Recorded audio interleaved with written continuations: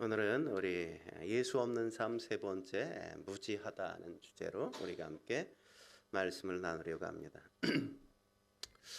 우리가 지난 몇 주 동안 계속해서 예수 없는 사람들, 세상 사람들, 불신자들이 어떻게 살고 있나를 우리가 함께 살펴보고 있죠. 우리가 지난 2주 동안 살펴보기를 세상 사람들이 어떤 삶을 산다고 말했습니까? 우리가 첫 번째 주에 허망하며 방탕하게 산다 그랬고, 그죠? 지난주에는 어떤 삶을 산다고 얘기했어요? 그들이 미련하고 어리석게 삶을 살 수밖에 없다. 그렇게 우리가 살펴봤습니다. 재미있는 건 뭐냐 하면 세상 사람들이 어리석음에도 불구하고 자기 스스로 생각하기를 참 착각하면서 산다는 게 너무나도 웃기죠. 그죠? 너무나도 참 환상적이에요. 그러다 보니까 남의 얘기를 전혀 들으려고 하지 않는단 말이죠. 고집불통의 삶을 살아가는 사람들을 우리가 너무나도 많이 보지 않습니까? 우리가 이런 세상 사람들이 사는 삶의 모습을 확인해 봐야 될 이유가 뭐라고 얘기했어요? 20절에 보면 이렇게 말하잖아요. 오직 너희는 그리스도를 그같이 배우지 아니하였느니라. 그죠? 네. 우린 그렇게 살도록 부름받은 것도 아니고 우리는 그런 삶을 살라고 배우지도 않았단 말이죠. 네? 그래서 우리가 우리의 삶을 되돌아보면서 우리 안에 여전히 믿지 않았을 때의 삶이 무엇이 남아있는지, 아직도 남아있는 것들이 있다면 그 모든 것들을 점검하고 그런 것들을 하나하나 우리가 정리하는 그런 시간으로 이것들을 우리에게 말씀하신 거란 말이죠. 바울은 그런 문제들 가운데 오늘 또 다른 하나의 문제를, 아주 심각한 문제를 우리에게 언급하는 걸 볼 수 있죠. 18절 말씀에 보면 뭐라고 얘기합니까? 그들의 총명이 어두워지고 그들 가운데 있는 뭐요? 무지함과 이렇게 얘기하죠. 무지하다 이렇게 얘기하죠. 무지하다.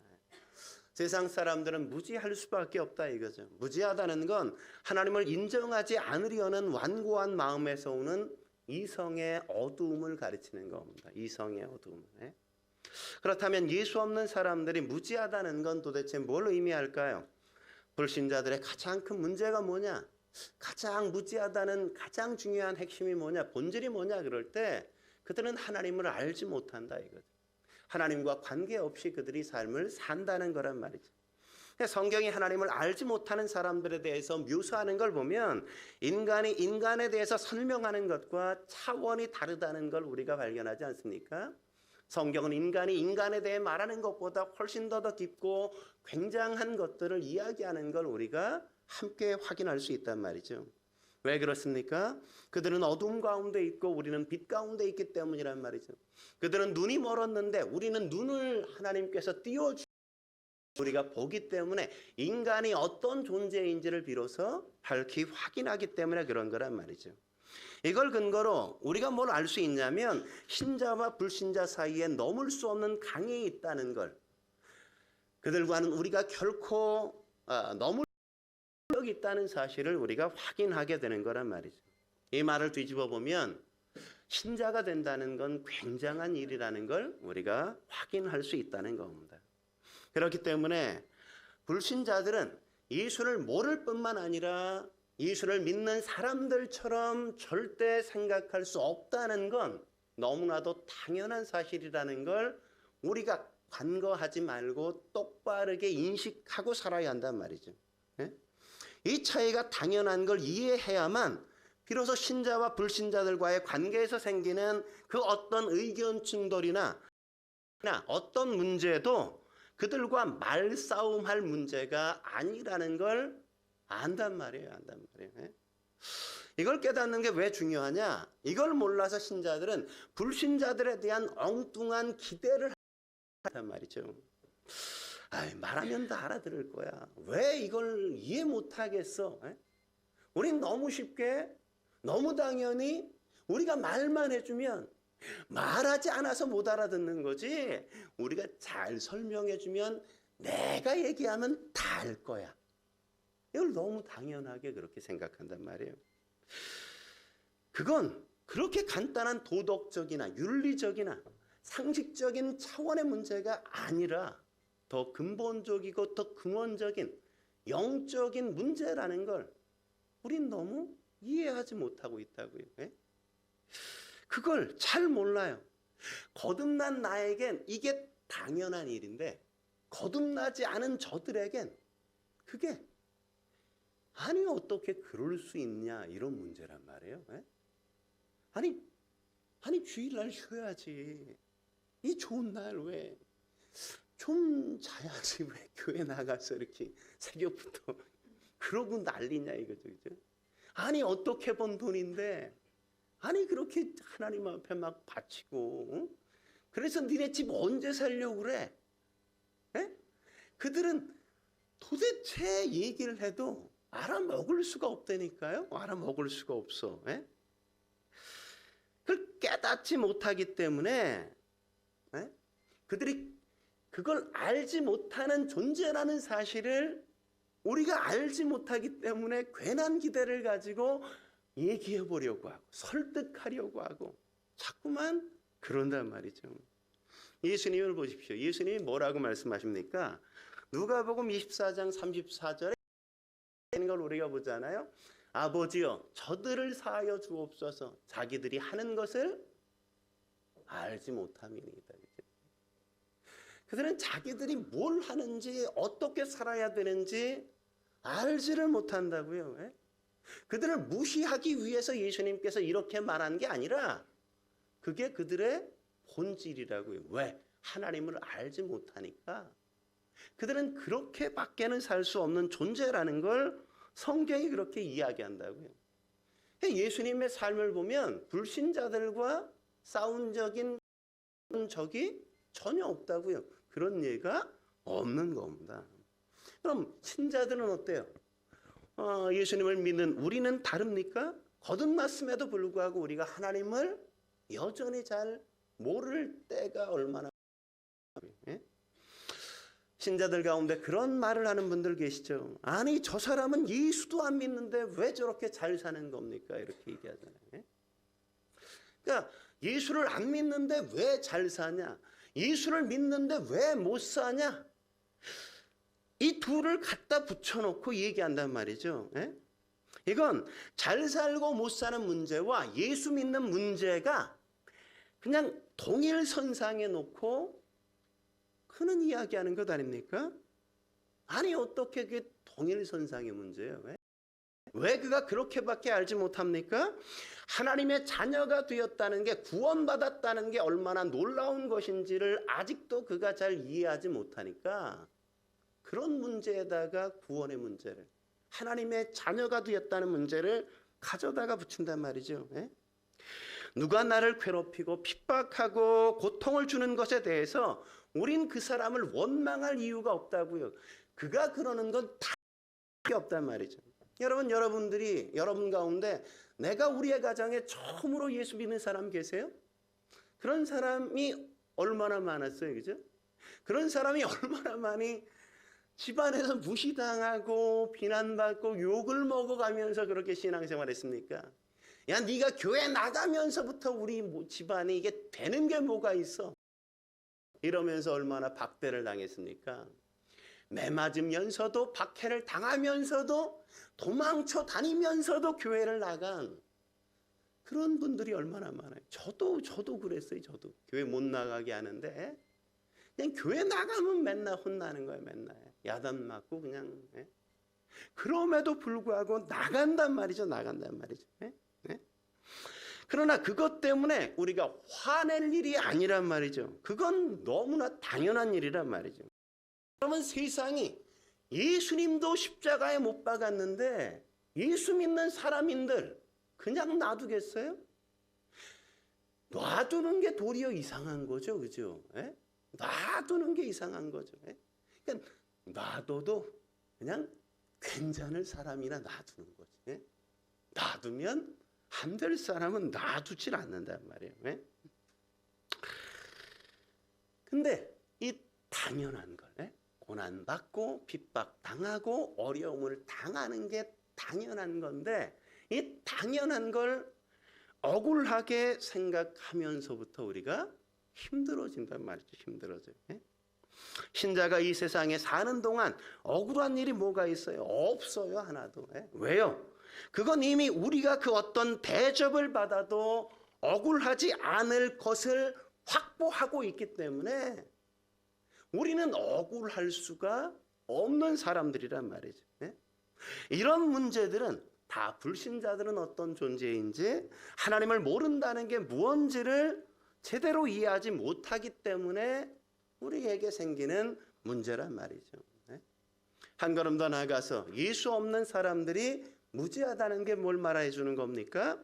두 번째, 인간은 자신의 위치를 설정할 수 없다는 걸 말해주는 거예요. 자신의 위치를 설정할 수 없다고요. 불신자들의 가장 큰 문제가 뭐라고요? 하나님을 알지 못하고 하나님과 관계가 없다는 거죠. 그죠? 그러다 보니까 하나님과 관계가 없다 보니까 내가 어느 위치에 서서 어느 존재인지 자신의 존재에 대하여 알 수가 없단 말이에요. 알 수가 없어. 그래서 인간이 늘 질문하는 게 뭡니까? 내가 어디서부터 와서 어디로 가는 거지? 이걸 늘 물을 수밖에 없다고요. 하나님을 모르는데 그가 알 재간이 어디 있습니까? 하나님을 알지 못하는 사람들은 그걸 알 수가 없단 말이죠. 그래서 늘 그 질문을 갖고 살아갈 수밖에 없는 거죠. 여러분, 사람은 얼마나 수동적인 존재입니까? 사람은 그 존재 자체가 능동적일 수 없단 말이죠. 사람이 결정할 수 있는 게 얼마나 된다고 생각하세요? 거의 없어요. 하나도 없을 수도 있어요. 여러분, 살찌고 살 빠지는 거 여러분 마음대로 되든가요? 여러분이 아시잖아요. 여러분의 몸매가 지금 그걸 증거하고 있잖아요. 내 몸이 내 마음대로 되지 않는다는 걸 여러분이 철저하게 알잖아요. 저도 제가 한 65kg 정도 되었으면 좋겠는데 지금 뭐 80kg가 넘으니까 이게 몸이 너무 힘들어. 그냥 내 마음은 원이로 돼. 내 육신이 약해서 내 마음대로 안 돼. 왜? 여러분, 여러분의 눈을 크게 작게 만들 수 있어요? 물론 뭐 성형 외과가 가지고 뭐 수술을 하면 할 수 있지만 내가 나를 손대서 그걸 할 수 있어요? 그거 못해요. 못해. 그거 할 수 있는 사람이 없죠. 예? 여러분, 결혼은 어때요? 여러분 마음대로 했습니까? 여러분 결정해서 했어요? 뭐 여기에 어떤 분들은 내가 선택한 남자와 나는 결혼해서 산다 이렇게 말할 수 있는 사람이 있는지 몰라도 여러분, 믿지 않는 사람들도 뭐라고 얘기해요? 그건 운명이라고 얘기하죠. 운명이라고. 예? 더 고급스러운 언어로 뭐라고 얘기해요? 팔자라 그러죠. 팔자라. 예? 팔자예요. 팔자가 사나워서 그런 사람을 만났다고. 팔자라고 그런단 말이죠. 예? 세상 사람들은 세상 사람도 그렇게 이야기한다는 말이죠. 그렇게 얘기해요. 예? 이렇게 만나 사는 것도 팔자라 그런단 말이에요. 팔자라고. 예? 그냥 그러니까 행복하게 사시라고요. 괜히 이혼하려고 뭐 딴 남자를 괜히 바라보고 그럴 이유가 없다고요. 예? 그 인간이라고 늘 얘기하잖아요. 남이 떡이 커 보이는 것뿐이지 살아보면 그렇지 않다고 늘 말하면서 왜? 남편은 왜 못하다고 자꾸만 타박을 하시고 그러세요? 왜 그런 거예요? 그가 못나서가 아니라 내 욕망은 그 어떤 것으로도 채워지지 않는 것이니까. 그러니까 그냥 그 남자랑 살아도 그래서 저 남자랑 살아도 그래도 불평할 여러분이라는 걸 아시라고요. 여러분이라는 걸.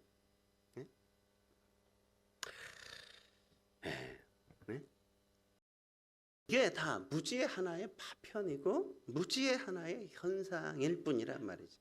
그러니까 하나님의 생명에서 떠나 있기 때문에 이런 일들이 생긴단 말이에요.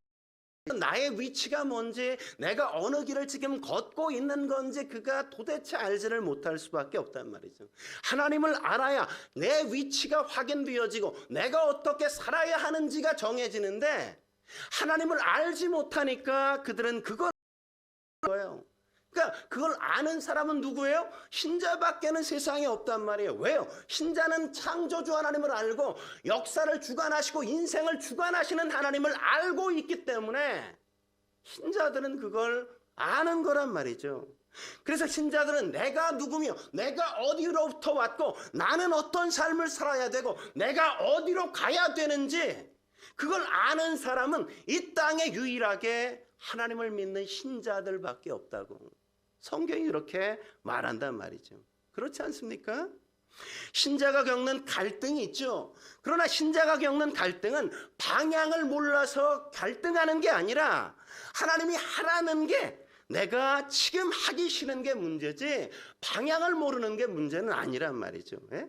늘 그냥 다른 사람들이 다 이렇게 사니까 그게 그냥 나도 여전히 다른 사람들이 다 가니까 그게 좋아 보여서 마음속에 갈등이 있는 거죠. 예?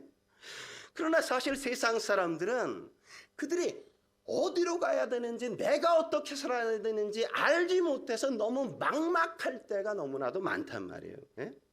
세상 사람들이 돈을 목표로 삼고 있다는 것도 스스로 속이고 있는 거란 말이죠. 예? 여러분 돈 벌어서 만족하다고 하는 사람 보셨습니까? 내가 이만큼 벌었으니까 나 이거 가지고 이 번 돈 가지고 나는 마음껏 즐기면서 내가 만족한 인생을 살 거야. 그렇게 말하는 사람 봤어요? 록펠러도 그렇지 않았다 그러잖아요. 그렇게 많이 벌고 그렇게 많은 걸 가졌는데 아직도 조금 더 갖고 싶다. 예? 그게 인간이라고요. 예? 돈 벌었다고 만족하는 사람이 없단 말이에요. 돈 벌었다고. 돈을 목적으로 삼는 사람이 돈으로 만족했다고 고백하는 사람은 이 땅에 존재하지 않는단 말이죠. 권력도 마찬가지고 명예도 마찬가지예요. 그 어떤 것도 그런 것을 가지고는 인간이 만족하도록 지어지지 않았기 때문에 그렇다고 성경이 말하죠. 그러나 신자들은 어때요? 다르다고요. 디모데후서 4장으로 한번 가볼까요? 디모데후서 4장. 4장에 보면 이렇게 말하는 바울의 삶을 우리가 함께 고백을 우리가 보게 되어지지 않습니까? 우리 1절부터 2절까지 먼저 읽어볼까요? 1절부터 2절까지 디모데후서 4장 1절부터 우리가 8절까지 볼 건데 1, 2절 먼저 보겠습니다. 시작. 하나님 앞과 살아있는 자와 죽은 자를 심판하실 그리스도 예수 앞에서 그가 나타나실 것과 그의 나라를 두고 엄히 명하노니 너는 말씀을 전파하라. 때를 얻든지 못 얻든지 항상 힘쓰라. 범사의 오래 참음과 가르침으로 경책하며 경계하며 권하라. 5절로 가죠. 5절부터 8절까지 읽겠습니다. 시작. 그러나 너는 모든 일에 신중하여 고난을 받으며 전도자의 일을 하며 내 직무를 다하라. 전제와 같이 내가 벌써 부어지고 나의 떠나갈 시각이 가까웠도다. 나는 선한 싸움을 싸우고 나의 달려갈 길을 마치고 믿음을 지켰으니 이제 후로는 나를 위하여 의의 면류관이 예비되었으므로 주곧 의로우신 재판장이 그날에 내게 주실 것이요 내게만 아니라 주의 나타나심을 사모하는 모든 자에게도다. 바울이 분명히 역사에 대해 자신의 삶에 대해서 분명한 목적을 가지고 있고 그래서 내가 지금 어떤 일을 해야 되는지 그가 알고 있고 잡고 있다고 이야기하는 걸 우리가 만나지 않습니까?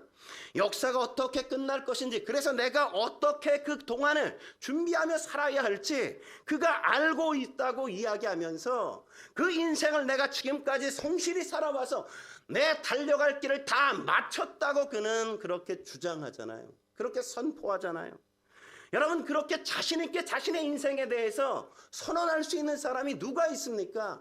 바울이니까 그런 선언을 할 수 있죠. 우리도 그런 인생을 걸어가도록 부름받은 사람이란 말이죠. 예? 하나님을 아는 자만이 그래서 그런 인생을 걸을 수 있다고 성경이 말하는 겁니다. 예? 그러나 이런 얘기를 하는 건 불신자들을 무시하기 위해서 괄세하기 위해서 이러는 게 아니란 말이죠. 여러분이 그렇게 살아가고 있냔 말이죠. 우리가 그 길을 걷고 있냔 말이죠. 하나님 앞과 살아있는 자와 죽은 자를 심판하시는 예수 그리스도 앞에서 내가 살고 있냔 말이에요. 내가 그가 나타나실 것을 바라보고 그 나라를 바라보면서 여러분이 이 땅을 지금 살아가고 계시냔 말이에요. 그 목표와 그 삶의 뚜렷한 목적을 갖고 우리가 살아가야만 되는 존재로 부름받았는데 우리가 과연 그렇게 살고 있냐고 바울은 우리에게 지금 묻고 있는 거란 말이죠. 이런 분명한 목적과 근거가 있어야 돼요. 근데 우리는 그런 삶을 살지 못한다는 게 문제죠. 여러분, 예수님이 언제쯤 오시면 좋겠다고 여러분 생각하세요? 몇 년 뒤에 오시면 되겠어요? 며칠 뒤에 오시면 좋겠습니까? 제가 이렇게 물으면 여러분 이런 생각하죠. 내가 죽은 다음에. 그죠? 내가 죽은 뒤에 딱 오시면 좋겠죠. 그죠? 그럴 분들이 아마 많을 겁니다. 우리가 세상에 살아있는 것은 하나님이 시키실 일이 있기 때문에 살아있어야지, 내가 지금 갖고 있는 것을 누리고 다 쓰고 나야 되기 때문에 살아야 되는 거라면 그것처럼 불행한 건 없단 말이죠. 우린 모두 그런 시각에서 신자여야 하는 겁니다. 신자다운 삶을 살아야 된다고요. 세상 사람들은 그런 시각을 갖지 못하고 있다고요. 그래서 그들은 살아가는 동안이 전부인 겁니다. 눈에 보이는 게 늘 전부란 말이죠. 우리는 눈에 보이지 않는 것들을 바라보고 땅의 것이 아니라 저 위의 것들을 바라보고 살아가는데, 세상 사람들은 위의 것들이 보이지 않으니까 여기에 있는 것이 전부예요. 이것밖에는 그들이 얻을 게 없단 말이에요. 그래서 이것을 위해서 그들은 살아가기 때문에 늘 발버둥을 치고 늘 모으고 늘 치열할 수밖에 없고 늘 그것에 목을 맬 수밖에 없는 삶을 살아가는 거라고요. 그들은 그렇게 살아가라고 내버려 두세요. 왜요? 그들은 그냥 하루살이처럼 그렇게 살다가 가면 그들의 미래는 없기 때문에 그래요. 그러나 우리는 다르잖아요. 이 땅의 삶이 전부가 아니잖아요. 아침 안개처럼 이 땅의 삶이 지나가면 우리는 아직 남아있는, 아직도 우리에게 주어질 영원한 저 나라가 우리의 삶 앞에 주어질 것 아닙니까? 그렇다면 우리는 이 땅의 메인 인생이 아니라 저 천국을 위하여 우리가 그 나라를 바라보며 살아야 하는 것 아니겠어요? 근데 우리는 왜 여전히 이 땅에서 마치 그들과 경쟁하는 것처럼, 그들의 가치관을 그대로 가진 것처럼 우리는 왜 그렇게 살아야만 하냔 말이에요. 그들과 그런 걸 가지고 싸우는 건 우리가 바보처럼 보이는 거라고요. 바보처럼. 삶을 성실하게 살아야 돼요. 땀 흘려 일하고 땀 흘려 일한 대가로 하루 세 끼 밥을 먹어야 정상인 겁니다. 그건 하나님이 정하신 법칙이기 때문에 그렇단 말이죠. 그러나 밥을 먹기 위해서 살면은 안 된단 말이죠. 안 돼요. 성실하게 살아서 성실한 대가를 우리가 누려야 돼요. 그러나 남보다 더 잘 사는 게 목적이 돼요. 하나님이 우리를 부르시고 살게 하신 그 삶에 대하여, 하나님이 부르셔서 하나님의 자녀답게 살라고 요구하시는 것에 대하여 무책임하게 그 책임을 회피하는 것만큼 망하는 길은 없다는 사실을 우리가 알아야 된다고. 우리가 그렇게 살면 안 된단 말이에요. 마지막으로 예수 없는 사람들이 무지하다는 건 뭘 말하는 겁니까? 인간은 주를 향해 목말라하지 않는다는 걸 말한단 말이죠. 불신자들은 하나님을 알지 못할 뿐만 아니라 하나님에 대해서 목말라 할 수도 없는 존재들이란 말이죠. 바울이 디모데후서 4장에서 얘기했던 것처럼 하나님의 영광과 하나님의 생명에 대해서 그들은 목말라하지 않아요. 그것에 대한 갈증을 해요. 그런데 문제는 뭐예요? 그들이 그렇게 못 느낀다는 건 아무것도 문제가 되지 않는데, 우리조차도, 믿는 우리조차도 하나님의 영광과 하나님의 생명에 대해서 별로 갈증을 느끼지 못하고 산다는 게 문제 아닙니까? 신자인 우린 그래도 그 영광과 그 생명에 대한 목마름을 느낄 줄 알아야 되잖아요. 줄이고 목말라야 되는 것 아니겠습니까? 하나님의 뜻을 아는 것에 대해서, 하나님의 뜻에 참여하는 것에 대해서, 하나님의 영광을 이 땅에서 맛보는 것에 대해서, 하나님의 나라에 가서 우리가 그 영광에 그 영광을 누릴 것에 대한 기대와 소망이 우리의 마음을 붙들고 우리의 영혼을 이끌어가게 만들어야 되는 것 아닙니까? 바울을 보세요. 그가 얼마나 그것을 갈망했습니까? 빌립보서 1장 23절에 그가 뭐라고 고백합니까? 내가 차라리 세상을 떠나서 그리스도와 함께 있기를 간절히 원한다고 그는 말하잖아요. 차라리 내가 빨리 죽는 게 나의 소망이라고 그는 이야기하지 않습니까? 이 땅이 그가 존재해야 될 목적과 이유, 여기에 대한 미련이 없어요. 미련이 없어. 그냥 어쩔 수 없이 다른 사람들을 목회하기 위해서 살아야 되니까 사는 거지. 내가 살고 싶어서. 예? 주여 제발 고쳐주옵소서. 이게 아니라고요. 예? 사도 요한이 계시록에서 환상을 보고 그가 계시록 마지막 장 22장 20절에 그가 뭐라고 얘기합니까? 주님께서 내가 진실로 속히 오리라 하시거늘 뭐라고요? 아멘. 주 예수여 오시옵소서. 예. 내가 가겠다 그러니까 주여 빨리 오시옵소서. 그가 그렇게 고백하는 걸 우리가 보지 않습니까? 근데 왜 우린 주여 내가 죽은 다음에 오시옵소서. 우린 왜 그렇죠? 왜 목마르지 않아요? 그분에 대해서. 그분에 대한 왜 갈증이 없습니까? 세상의 쾌락과 편리함이 여러분의 영혼을 잠들게 만들 수 있다는 사실을 두려워해야 한다고요. 두려워해야 한다. 그래서 잠언 기자는 잠언 30장 8절에 뭐라고 기도합니까? 그가 이렇게 그래서 기도할 수밖에 없었던 거잖아요. 같이 한번 읽어볼까요? 잠언 30장 8절 말씀 같이 읽겠습니다. 시작. 나를 가난하게도 마옵시고 부하게도 마옵시고 오직 필요한 양식으로 나를 먹이시옵소서. 나를 가난하게도 마옵시고 부하게도 마옵시고 일용할 양식을 내게 주옵소서. 근데 여러분 일용할 양식 없는 사람은 뭐 손 들어봐. 없잖아. 근데 우리는 늘 부족하죠. 그렇죠?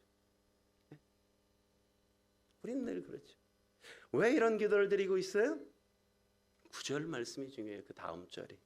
같이 읽어보겠습니다. 시작. 혹 내가 배불러서 하나님을 모른다 여호와가 누구냐 할까 하오며 혹 내가 가나안에 도적질하고 내 하나님의 이름을 욕되게 할까 두려워함이니이다. 가난하면 부하면의 문제가 아니라 하나님을 욕되게 만들까, 하나님을 모독하게 만드는 일이 나의 삶 속에서 일어날까 봐 그게 두려워서 그는 이 기도를 드리고 있다고. 어디에 포커스가 있는지 잘 봐야 돼요. 내가 그냥 너무 큰 욕심은 안 부려요. 내가 근데 이건 또 아니잖아요. 그래도 중산층은 되어야죠. 지금 이걸 얘기하는 게 아니라는 걸 여러분이 아셔야 돼요. 어떤 경우에도 어떤 환경에서도 내가 하나님의 이름을 모독하지 않는, 하나님의 이름이 욕되게 되는 일이 없는 그 삶을 내가 살고 싶습니다. 그게 신앙이라고요. 근데 우리는 언제부턴가 할 수 있다면 많이 벌고 그쪽이 훨씬 더 하나님의 영광일 거라고 우리가 이상한 논리를 우리의 신앙처럼 갖고 있는 게 너무 많단 말이죠. 왜 아이가 좋은 대학 가야만 하나님의 영광이 드러나요? 아니 성경에 어디에 그런 이야기를 하고 있습니까? 우린 그런데 자꾸만 신앙을 마치 고지를 점령하고 뭔가 성공하고 뭔가 진급하고 뭔가 잘 된 것이 신앙의 결과요, 그래야 하나님이 영광을 받으신다는 것으로 착각하고 그런 자리에 내가 있지 않은 것으로 불평하고 원망하는 그런 신앙의 자리에 우리가 가 있지 않습니까?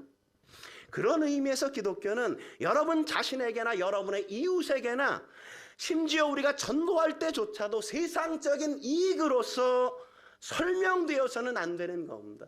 영적인 의미에서 설명이 되어야 한단 말이죠. 우린 하나님 앞에 선 존재인 겁니다.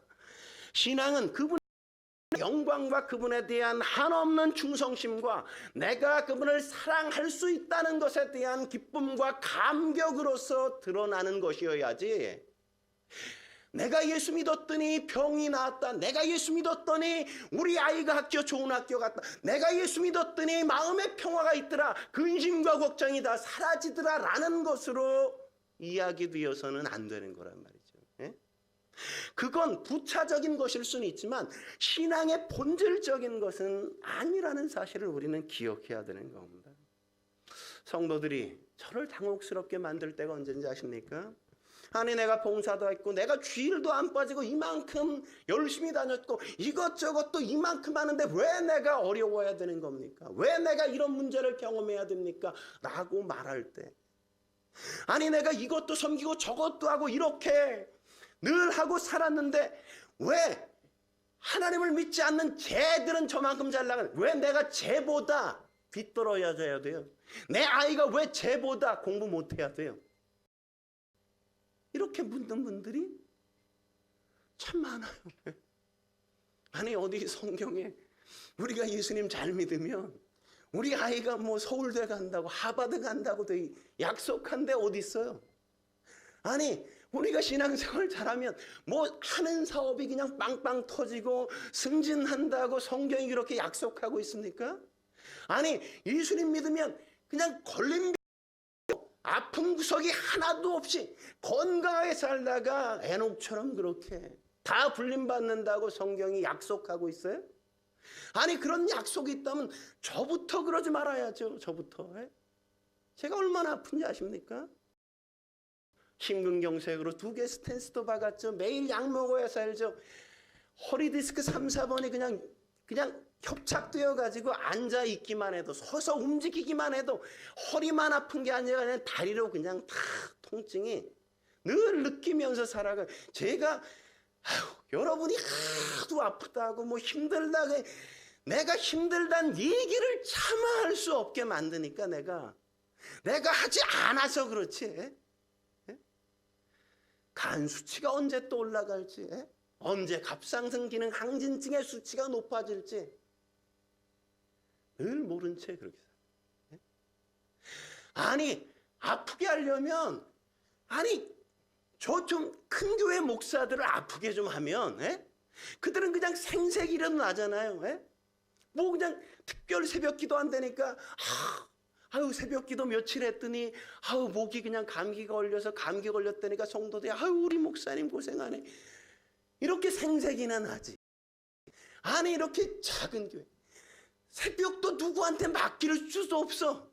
뭐 있어야 맡기지. 어딜 갈 수가 없네. 뭘 좀 경제적인 여유가 있어야 이나 제대로 좀 다니죠.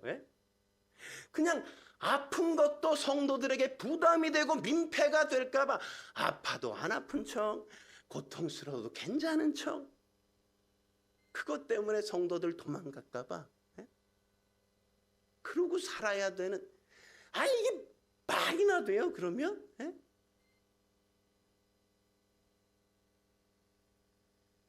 그런데 아프다고요. 아파.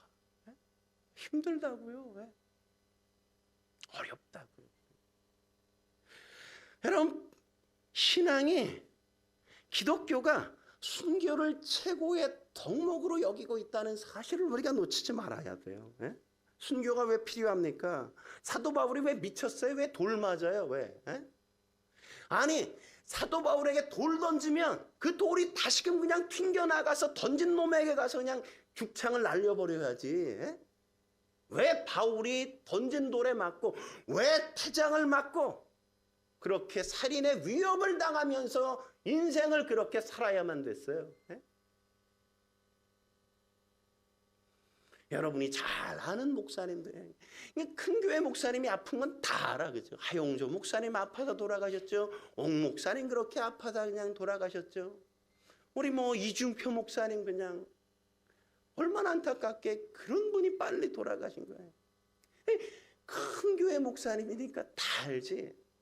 어디 작은 개척교회 목사들이 얼마나 많이 그러다가 죽고 막 자식들이 병들고 병원비 없어서 자식들이 죽고 있는지 누가 알아줘요? 누가 알아줘요? 큰 교회 목사님들은 뭐 한국 교회가 다 가가지고 장례식을 치러주죠. 근데 개척교회 목사님 아들이 병원비가 없어서 아파서 그냥 죽는데 누가 합니까? 누가 알아? 아무도 안아주는 사람. 성경이 그런 거 약속하지 않았다고요. 그가 축복이 뭔지, 하나님이 어떤 분인지 모르니까, 그래서 아이같이 가르치려다 보니까 1 더하기 1은 2야. 이걸 애가 그냥 배우기를 싫어하니까, 야, 이거 사과 하나야, 그리고 엄마가 가가지고 냉장고에 가서 사과 하나를 가져다가 또 하나를 가져다가 손에다 주면서, 이거 주면 너 몇 개야? 2개? 이러면, 야, 우리 아들 천재야, 천재. 야, 1 더하기 1이 2이라는 걸 아네. 이러면서 그냥 아이를 얼르고 달래서, 아이가 처음 산수를 배울 때 그렇게 얘기하는 거지. 그 아이가 조금 커서 12 곱하기 12는 몇이야? 라고 얘기할 때 사과를 트럭으로 사다가 그냥 집에다 싸두면서 12 곱하기 12는 12가 이렇게 12번이 있어, 세봐! 이러면서 그렇게 가르치는 부모가 세상에 어디 있냐고요. 왜? 그렇게 가르치려면 언제 수학을 배워요? 언제 수학을 배워? 그렇게 가르치지 않는다고요. 근데 성도들은 어때요? 그냥 사과가 있으니까 좋아서, 내가 구구단을 외우는 건 뭐 상관없고 그냥 사과 하나 한 트럭 사다 주세요. 그게 제정신이에요? 그게 올바로 된 겁니까? 그게 아니잖아요. 신자가 신자 노릇을 제대로 해야 되는 것 아니겠습니까? 신자 노릇을. 성도가 성도다워져 가야 되잖아요. 다워져 가야. 그리스도의 장성한 분량에 이르지 않아도, 아직 그 길이 좀 멀었어도, 그래도 이제는 좀 여름이를 지나서 재영이를 넘어서 우리 다일이처럼 좀 우리가 자라가야죠. 주님을 닮아가야죠. 좀. 그러려면 하나님에 대한 목마름이 있어야 되고 주님에 대한 굶주림이 있어야 된단 말이에요. 그래서 시편 42편 1, 2절에 뭐라고 고백합니까? 이런 고백이 없으면 우리가 반성해야 되는 거예요. 같이 읽어볼까요? 1, 2절 같이 읽겠습니다. 시작. 하나님이여, 사슴이 시냇물을 찾기에 갈급함 같이 내 영혼이 주를 찾기에 갈급하나이다.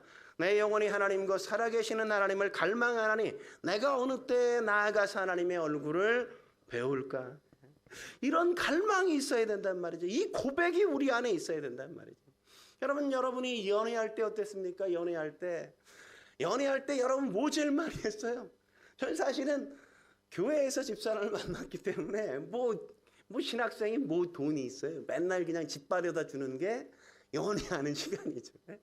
우리 집을 집사람이 데려다 주든 아니면 제가 집사람을 데려다 주러 그냥 가든, 집사람을 데려다 주러 집사람 집 앞에 갔다가도 그냥 헤어지기가 싫어서, 떨어지기가 싫어서 우리 동네 한 바퀴 돌까? 동네 한 바퀴 돌고 와요. 아니 지금 겨울만 해도 괜찮아. 그때는 얼마나 추웠어요. 근데도 그냥 추운 줄 하나 모르고, 아니 동네가 왜 이렇게 작아?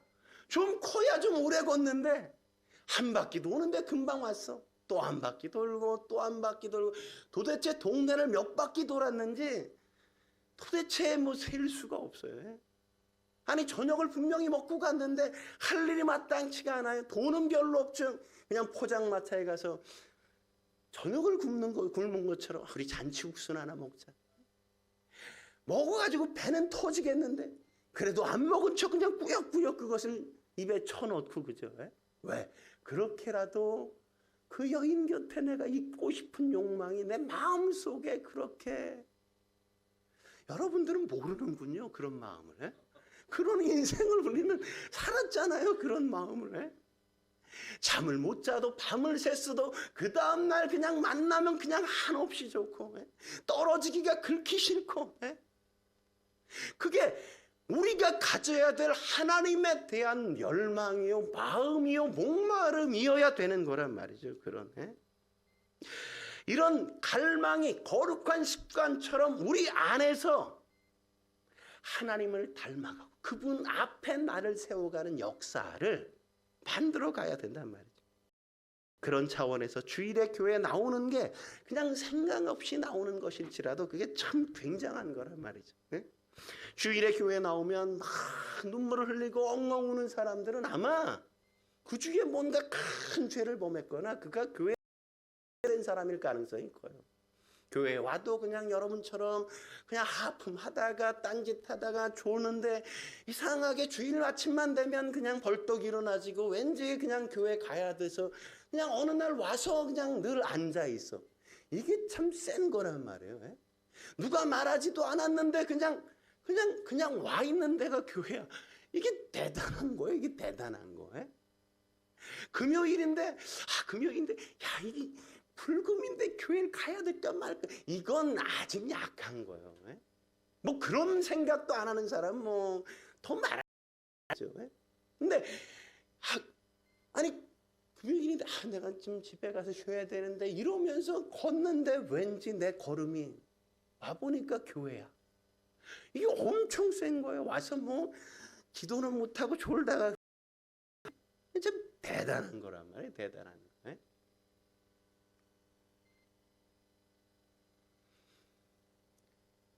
그런 게 하나하나 우리의 삶에 배어져서 밤만 나오면 기도하고 기도했는데 또 국이 나왔다고 또 기도해. 이건 뭐 세상이 감당할 수 없는 존재인 거죠. 그죠? 반찬 나왔다고 또 기도해. 이야, 놀라운 사람인 거예요.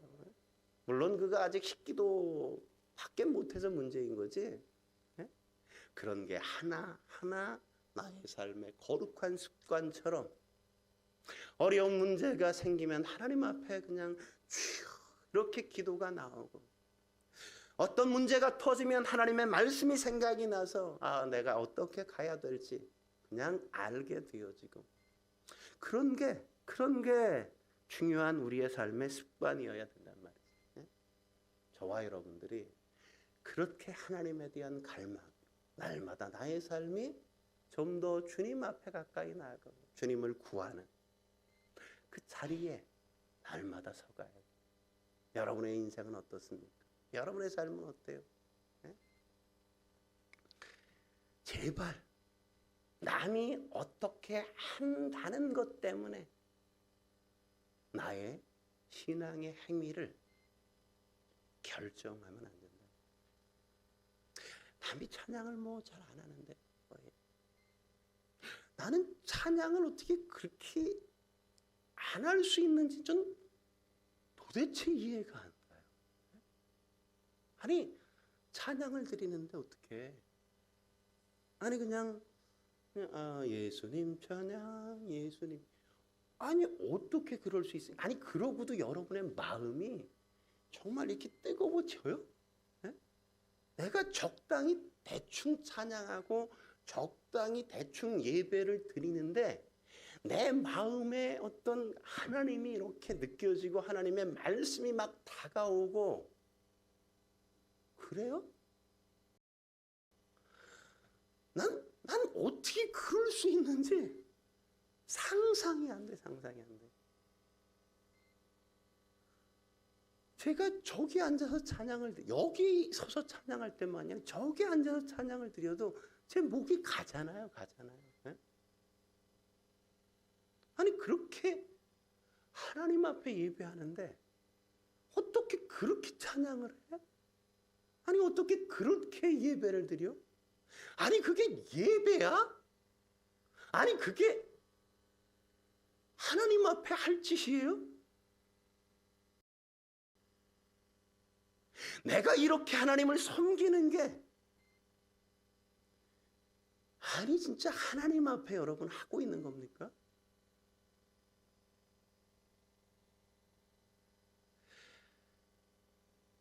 왜 자꾸 남을 걸고 넘어가요? 내가 안 하는 걸. 내가 못하는 걸 왜 쟤 때문이라고 그래요? 쟤들은 안 하는데 왜 나는 해야 되냐고. 왜 쟤는 안 다가오는데 왜 나는 다가가야 되냐고. 왜 그런 게 문제가 돼요? 왜?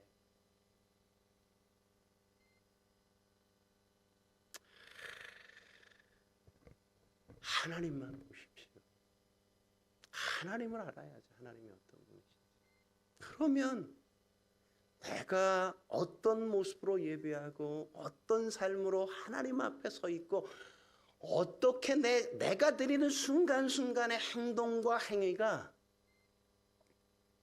하나님이 흠양하실 건가? 정말 기뻐하실 건가? 내가 너무 좋아, 너 때문에.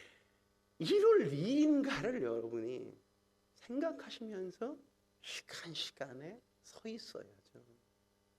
성도라면